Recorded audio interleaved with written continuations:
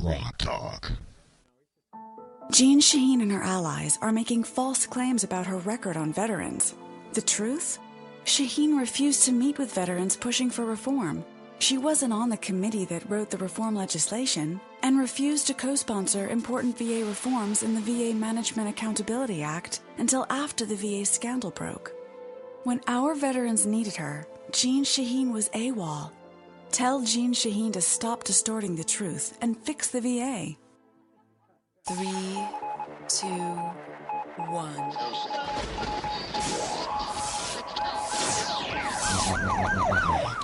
We'd like to welcome you to another edition of Grok Talk, brought to you by New Hampshire's leading conservative blog site, GraniteGrok.com. We are your feared, extremist, right-wing, hard-charging, gun-toting, opinionated, outspoken, rabble-rousing, letter-writing, radio, microphone stomping conservatives and rational libertarians. So get ready for more news and opinion you could only get from GraniteGrok.com. Grok Talk. Wow, my fans are asking me to lip sync my intro. That's a little weird. Anyway, welcome back to Grok Talk.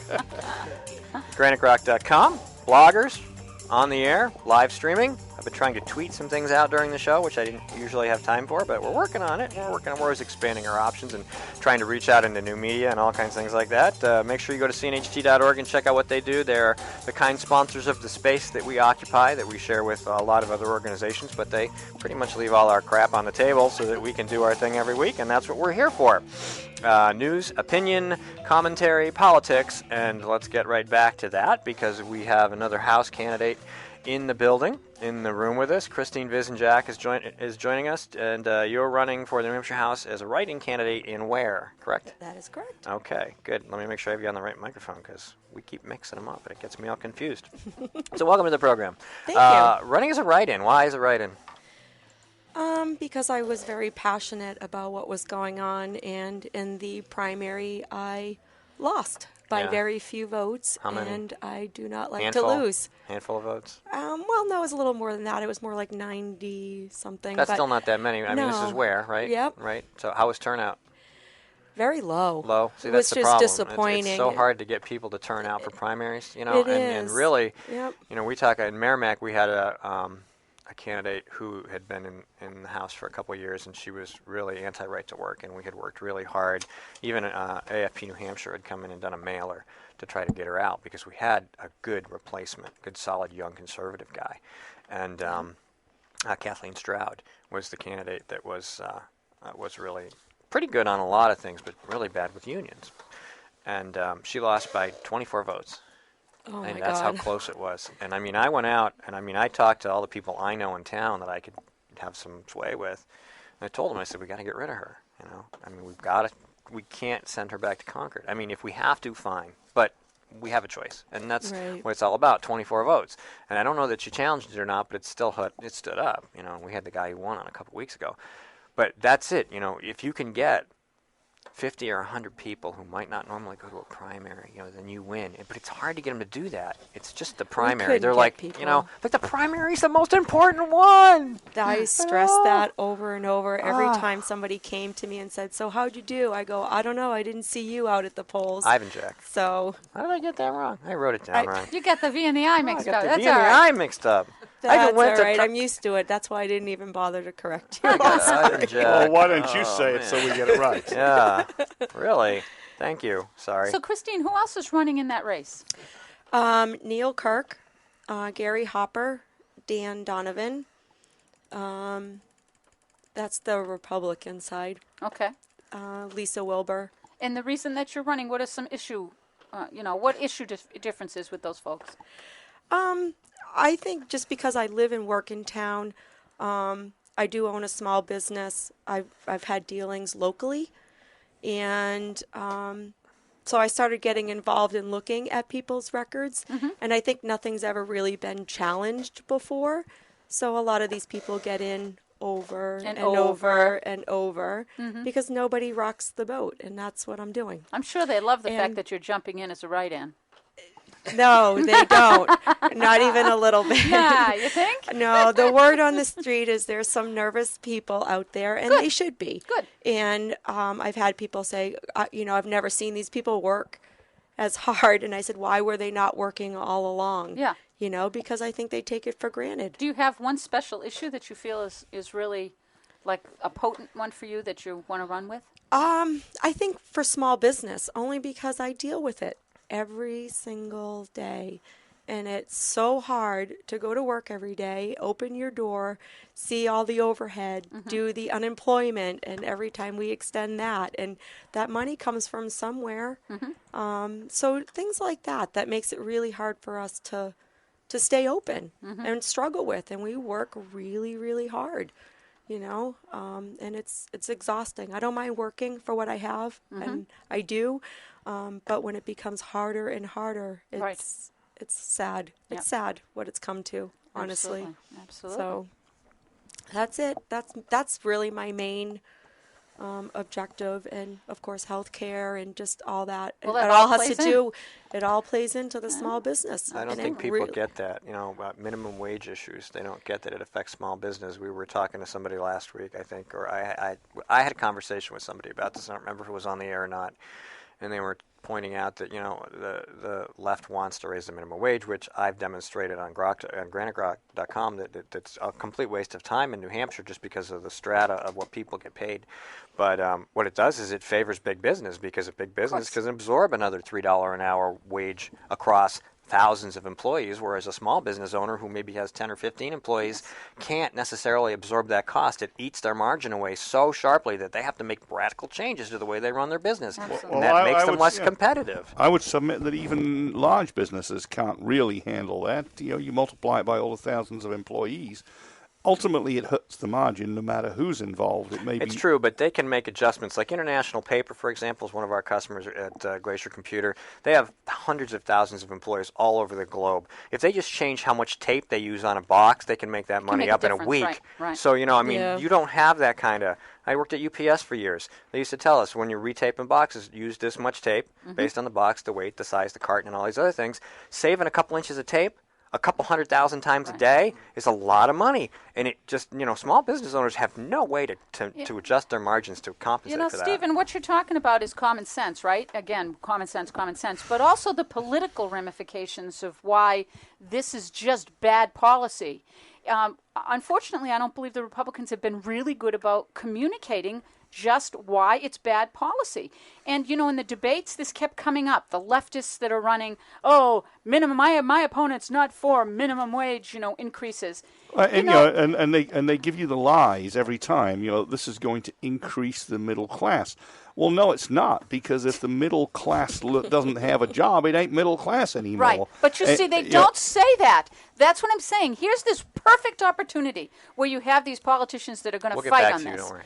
And it's fine. Yeah, but it's pertinent to why you're running. This is exactly what I'm talking about. Yeah. And people don't understand. They put all these regulations and all these taxes, and they just keep going on and on.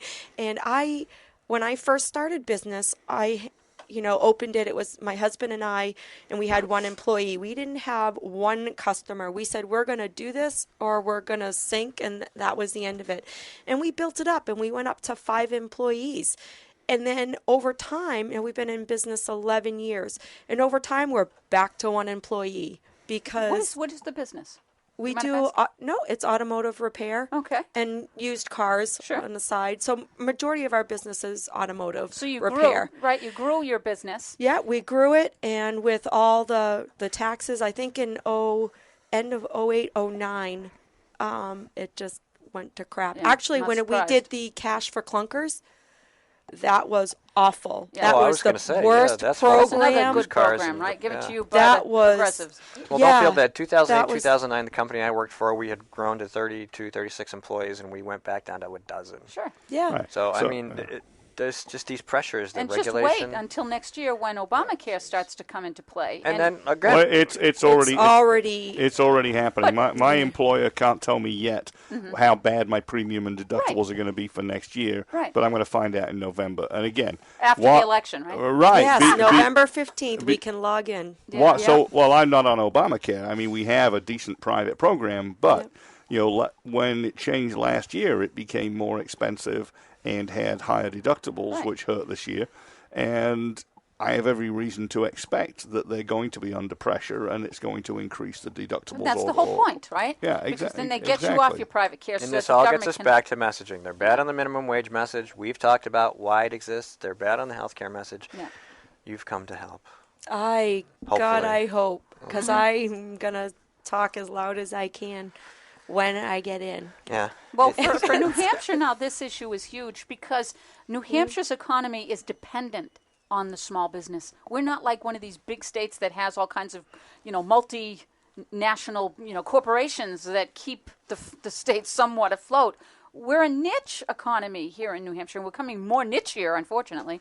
Yeah. But, so you have a really strong message in talking about the small businesses, and it's one that we should be championing, especially here in New Hampshire. Absolutely, because of the taxes. That's why we don't have any of the bigger companies coming in Right, here who who would? would. So we have to take care of the small businesses, Yeah. and we're not doing it. And it's becoming harder and harder.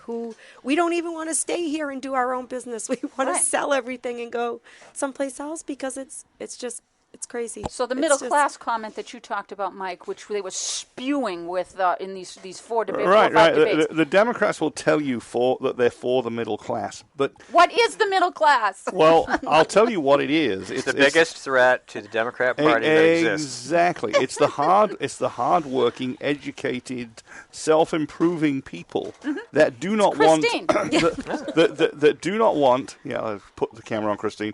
Do not want government interference, and so the first thing that any socialist regime does is it hollows out the middle class, Right. all the while saying that it is in fact helping and supporting the middle class Right. by giving them stuff that they take from other members of the middle class. Or we're going to raise the poor into the middle class by stealing from. Right.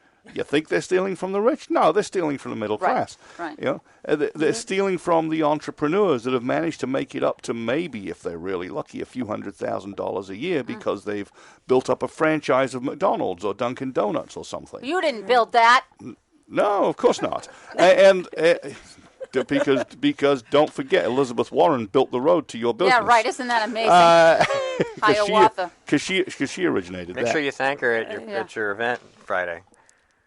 Excuse Saturday? me? Is it Friday, Saturday, or something coming up? Yeah, I haven't. Isn't she campaigning in New No, Hampshire soon? we're talking music. We're talking Elizabeth Warren. No, you.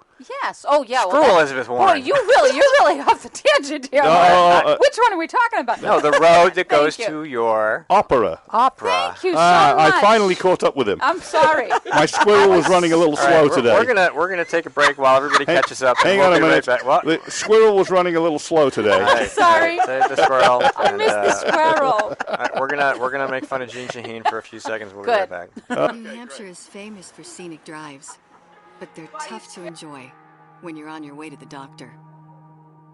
Because Obamacare limits your choices, some will have to drive more than an hour to see a doctor. What's health insurance worth if care isn't there when you need it? Jean Shaheen voted for Obamacare, putting your doctors and hospitals further out of reach. Tell Senator Shaheen Obamacare is not working for New Hampshire.